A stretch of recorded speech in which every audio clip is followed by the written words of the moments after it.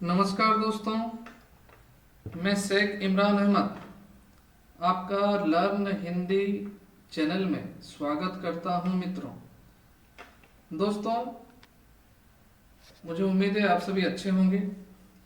यदि आप सभी चैनल में नए हैं, लाइक कर दीजिए, सब्सक्राइब करना ना भूलें और पास में ऑल नोटिफिकेशन ऑप्शन को प्रेस कर दीजिएगा ताकि ऐसे ही महत्वपूर्ण वीडियो सबसे पहले आप तक लाता रहूं और हम सीखते रहें, अपने जीवन में आगे बढ़ते रहें और हमें आसानी से अपने लक्ष्य की प्राप्ति हो सके।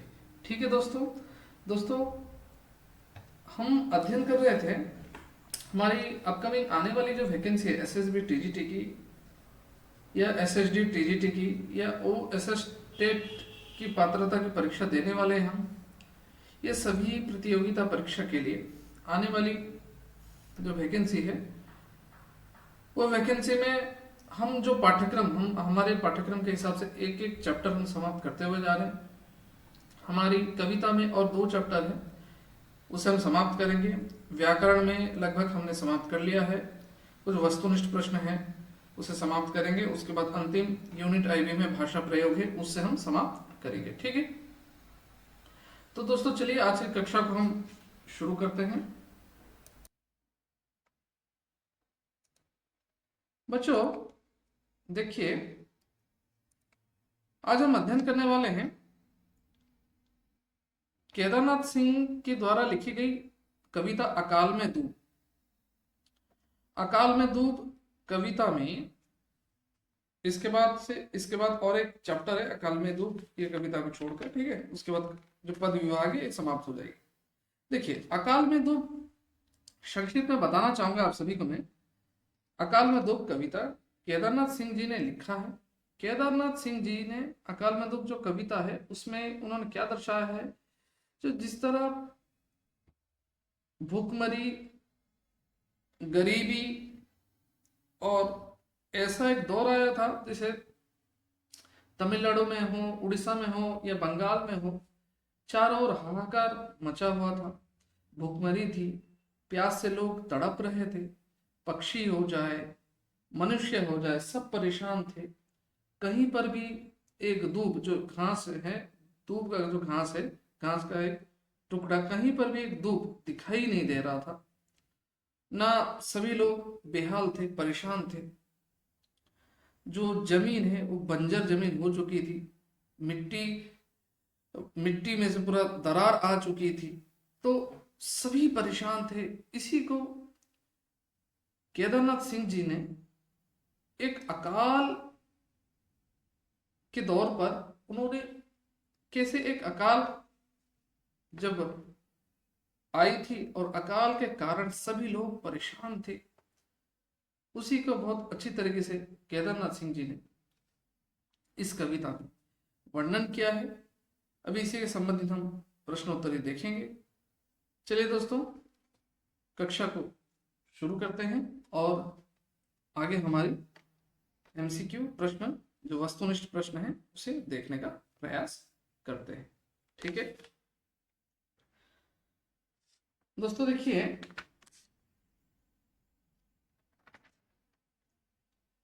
पहला प्रश्न है, पूछे गए प्रश्न है, केदारनाथ सिंह जी ने लिखा है अकाल में दूब। ठीक है।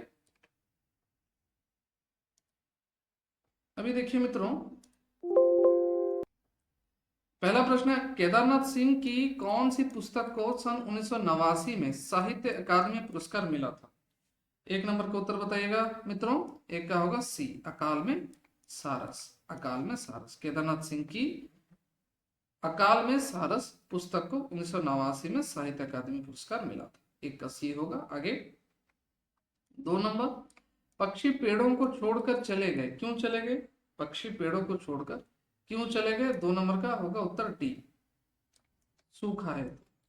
पक्षी पेड़ों को छोड़कर चले गए, सूखा है। ठीक है, 2 का डी। आगे बढ़ते हैं। चींटियां चींटे क्या छोड़कर चले गए? चींटियां चींटे क्या छोड़कर चले गए? बिल, बिल छोड़कर चले गए। ठीक है दोस्तों, ये 2 नंबर प्रश्न महत्वपूर्ण है। ठीक है, ये याद रखिएगा, 2 नंबर का डी होगा। आगे बढ़ते हैं। ये भी महत्वपूर्ण है, 3 नंबर का प्रश्न, यहां से भी प्रश्न बन सकते हैं।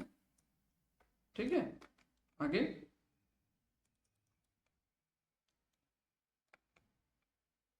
4 नंबर का प्रश्न बताइएगा। मुंह ताकते हुए कौन खड़े हैं? मुंह ताकते हुए मवेशी खड़े हैं। याद रखिएगा 4 नंबर का सी होगा, मुंह ताकते हुए मवेशी खड़े हैं, ये भी महत्वपूर्ण है, याद रखिएगा। ठीक है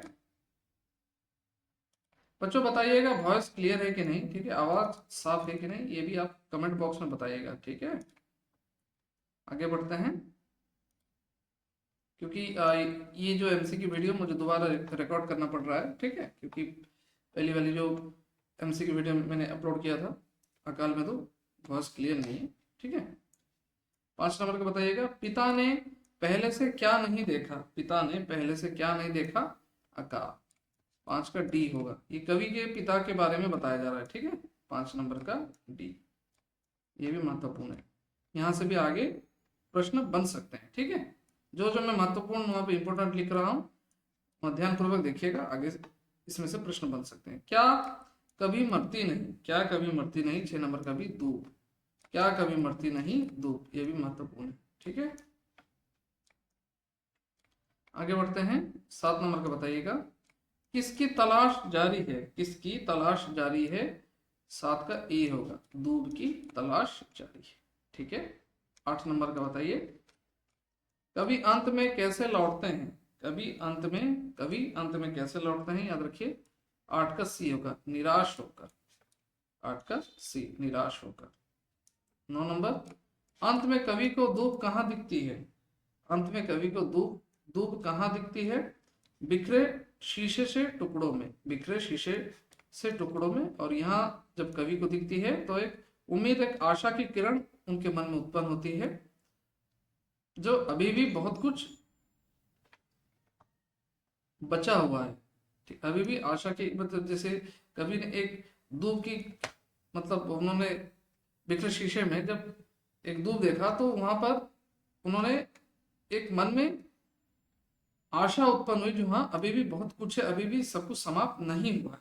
10 नंबर, अंधेरे में किनका चेहरा दमक उठता है?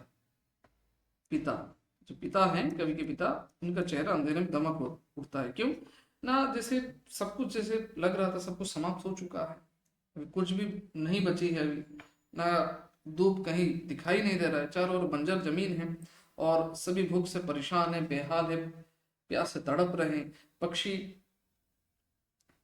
पक्षी सब जा चुकी हैं, मनुष्य परेशान है। ठीक है, तो सभी लोग परेशान हैं। तो इसी में ही बताया गया है, जब एक धूप दिखाई दी तो सबके मन में एक आशा की लौ या उम्मीद की किरण उत्पन्न हुई। ठीक है, आगे 11 नंबर, पिताजी कहाँ खो जाते हैं? 11 नंबर का बताइए। पिताजी गहरे विचार में खो जाते हैं। 11 का बी होगा उत्तर। आगे 12 नंबर का बताइए। अभी बहुत कुछ है अगर बची है धूप। 12 नंबर का क्या है? अभी बहुत कुछ है अगर बची है धूप। कहाँ? 12 नंबर का सी होगा, पिता। पिता ने कहा, जो अभी बहुत कुछ है अगर बची है धूप, मतलब यदि धूप बची है तो अभी बहुत कुछ है, सब कुछ समाप्त नहीं हुआ। ठीक है, 13 नंबर, कभी कहाँ झांक कर देखते हैं? कभी कहाँ झांक कर देखते? कुओं में। क्या झांक कर देखते? कहीं कहीं कुछ धूप मिल जाए, ताकि एक उम्मीद की किरण बनी रहे। ठीक है ना, 13 का ये होगा उत्तर। आगे छान डालते हैं। छान डालते हैं, छान डालते हैं क्या? 14 नंबर का याद रखिएगा, बी होगा, गली चौराहे। क्या छान डालते हैं? और यहाँ पर भी बताया गया, ऊपर ऊपर जो प्रश्न पूछे गए हैं, क्या झांक कर देख रहे हैं और क्या छान डालते हैं? गली चौराहे छान डालते हैं, अर्थात मतलब गली चौराहे छान डालते हैं, गली चौराहे हो जाए, कुआं हो जाए, क्या देख रहे हैं? क्या देखने की तलाश कर रहे हैं? दूब, कहीं पर दूब मिल जाए, कहीं पर दूब मिल जाए, ताकि उम्मीद की किरण बनी रहे। ठीक है, 15 नंबर, कवि को क्या मिलते हैं? 15 नंबर का क्या होगा? कवि को क्या मिलते हैं? घड़े, बाल्टी, लोटे और परात। 15 नंबर का सी होगा उत्तर। 16 नंबर का है केदारनाथ सिंह का जन्म हुआ, केदारनाथ सिंह का जन्म कब हुआ? सन 1934 ईस्वी, याद रखिएगा। केदारनाथ सिंह जी का जन्म सन 1934 ईस्वी, उत्तर प्रदेश के बलिया जिले के चकिया गांव में केदारनाथ सिंह जी का जन्म, याद रखिएगा। आगे बढ़ते हैं। अकाल में दो कविता, अकाल में दो कविता में देश की भयानक त्रासदी का वर्णन है। अकाल में दो कविता में देश की भयानक त्रासदी का वर्णन है, बताइए क्या होगा? 17 नंबर का बताइए उत्तर क्या होगा? अकाल। 17 का ए, ये भी महत्वपूर्ण है, यहां से भी प्रश्न बन सकते हैं, याद रखिएगा। ठीक है, आगे 18 नंबर, इनमें से कौन नकेलवादी रचनाकार नहीं है? इनमें से कौन नकेलवादी रचनाकार नहीं है? नकेलवादी रचनाकार कौन नहीं है? 18 का सी होगा, केदारनाथ सिंह।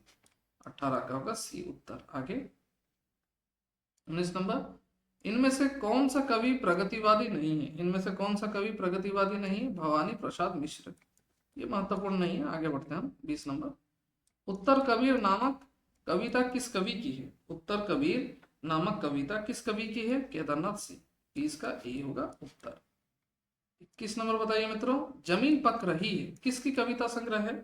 जमीन पक रही है किसकी कविता संग्रह है? केदारनाथ सिंह।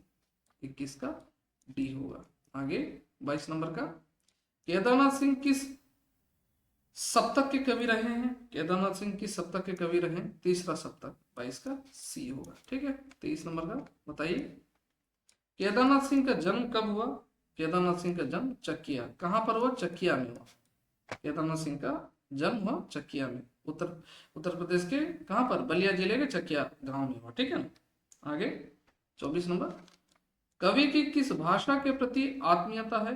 कवि की किस भाषा के प्रति आत्मीयता है? 24 नंबर का बताइए मित्रों क्या होगा? 24 का सी, भोजपुरी।